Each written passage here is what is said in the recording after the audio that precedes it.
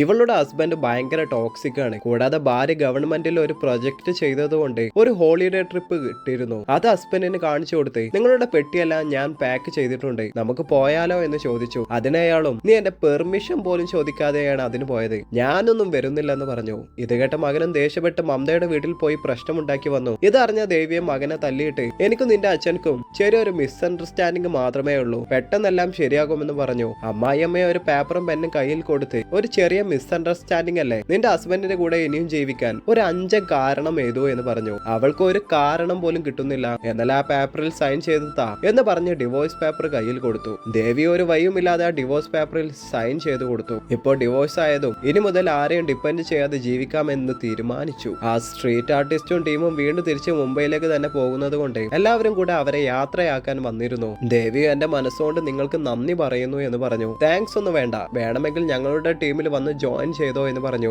ആദ്യം കളിപ്പിക്കാണെന്നാണ് വിചാരിച്ചിരിക്കുന്നത്. മകനും അമ്മായിമ്മയെ അവളെ പോകാൻ നിർബന്ധിച്ചു. ട്രെയിൻ ടിക്കറ്റ് പോലും എടുത്തിട്ടില്ല. എവിടെ താമസിക്കൂ എന്ന് പറഞ്ഞതും അതൊന്നും ഒരു പ്രശ്നവുമില്ല, ഞങ്ങൾ നോക്കിക്കോളാം എന്ന് പറഞ്ഞ് ട്രെയിനിൽ കയറ്റി കൊണ്ടുപോയി. മുത്തശ്ശി ഇല്ലാതെ ഞാൻ എവിടേക്കും പോയില്ലെന്ന് പറഞ്ഞതും അമ്മായിയമ്മയും കൂടെ തന്നെ കൊണ്ടുപോയി. ഇങ്ങനെ ഹാപ്പിയായി ആ കഥയും അവസാനിച്ചു.